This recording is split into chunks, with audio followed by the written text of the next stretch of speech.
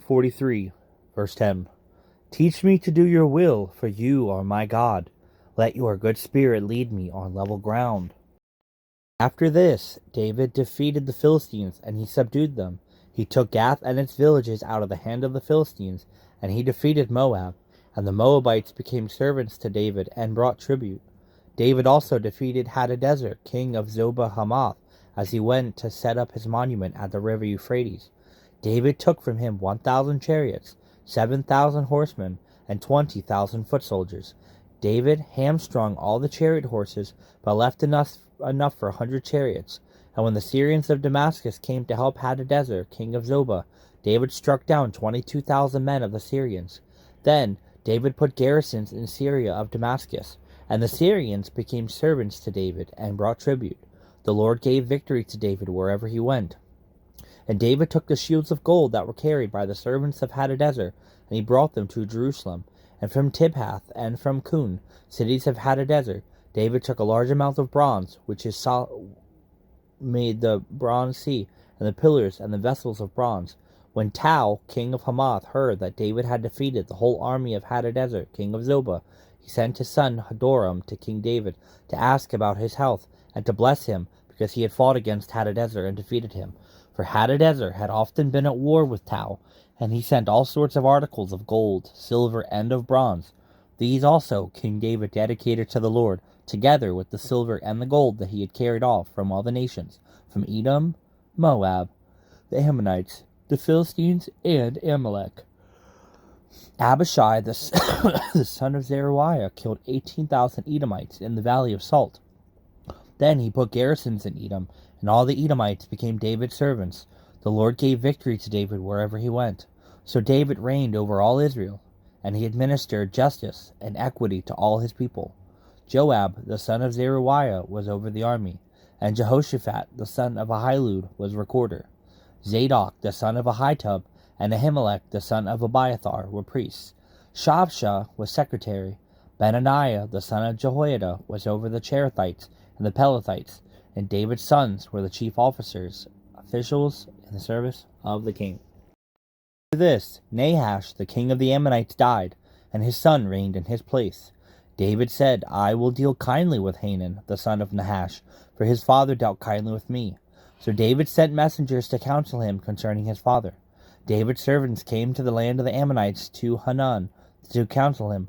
But the princes of the Ammonites said to Hanun, Do you think, because David has sent comforters to you, that he is honoring your father?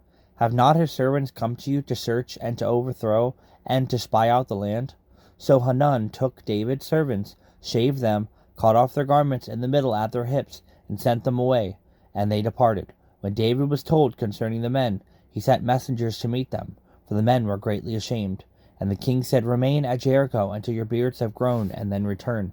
When the Ammonites saw that they had become a stench to David, Hanun and the Ammonites sent 1,000 talents of silver to hire chariots and horsemen from Mesopotamia, from Aram Maacah, and from Zobah. They hired 32,000 chariots, and the king of Maacah with his army, who came and camped before Medeba. Ammonites were mustered from their cities and came to battle. When David heard of it, he sent Joab and all the army of the mighty men. The Ammonites came out and drew up in battle array at the entrance of the city, and the kings who had come there by themselves were in the open country. When Joab saw that the battle was set against him, both in front and in the rear, he chose some of the best men of Israel, and arrayed them against the Syrians. The rest of his men he put in the charge of Abishai his brother, and they were arrayed against the Ammonites. He said, If the Syrians are too strong for me, then you shall help me. But the Ammonites are too strong for you, then I will help you. Be strong, and let us use our strength for our people, and for the cities of our God. May the Lord do what seems good to him. So Joab and the people who were with him drew near before the Syrians for battle, and they fled before him. When the Ammonites saw that the Syrians fled, they likewise fled before Abishai, Joab's brother, and entered the city. And then Joab came to Jerusalem. When the Syrians saw that they had been defeated by Israel, they sent messengers and brought out the Syrians who were beyond the Euphrates, with Jophash, the commander of the army of Hadadezer, at their head. And when it was told to David, he gathered all Israel together, and crossed the Jordan, and came to them, drew up his forces against them. And when David set the battle in array against the Syrians. They fought with him. The Syrians fled before Israel, and David killed all the Syrians, the men of 7,000 chariots and 40,000 foot soldiers, and put to death also Shophash, the commander of their army. When the servants of Hadadezer saw that they had been defeated by Israel, they made peace with David, became subject to him, and so the Syrians were not willing to save the Ammonites any more. Do not boast about tomorrow, for you do not know what a day may bring. Let another praise you, and not your own mouth, a stranger, and not your own lips.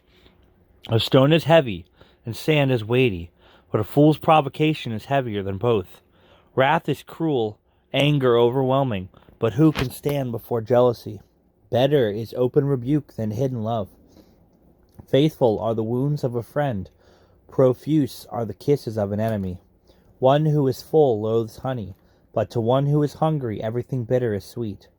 Like a bird that strays from its nest is a man who strays from his home. Oil and perfume make the heart glad, and the sweetness of a friend comes from his earnest counsel. Do not forsake your friend and your father's friend, and do not go to your brother's house in the day of your calamity. Better is a neighbor who is near than a brother who is far away. Be wise, my son, and make my heart glad, that I may answer him who reproaches me. The prudent sees danger and hides himself, but the simple go on and suffer for it. Take a man's garment when he has put up security for a stranger. Hold it in pledge when he puts it up for an adulteress. Whoever blesses his neighbor with a loud voice, rising early in the morning, will be counted as cursing. A continual dripping on a rainy day and a quarrelsome wife are alike. To restrain her is to restrain the wind, or to grasp oil in one's right hand. Iron sharpens iron, and one man sharpens another. Whoever tends a fig tree will eat its fruit, and he who guards his master will be honored. As in water, face reflects face, so the heart of man reflects the man. Sheol and Abaddon are never satisfied, and never satisfied are the eyes of man. The crucible is for silver, and the furnace is for gold, and a man is tested by his praise. Crush a fool in a mortar with a pestle, along with crushed grain, yet his folly will not depart from him. Know well the condition of your flocks, and give attention to your herds. For riches do not last forever, and does a crown endure to all generations? When the grass is gone, and new growth appears, and the vegetation of the mountain is gathered, the land will provide your clothing, and the goats the price of a field. There will be enough goat's milk for your food, for the food of your household, and maintenance for your girls. Trust is a golden pathway to heaven. When you walk on this path, you live above your circumstances. My glorious light shines more brightly on those who follow this path of life. Dare to walk on the high road with me, for it is the most direct route to heaven.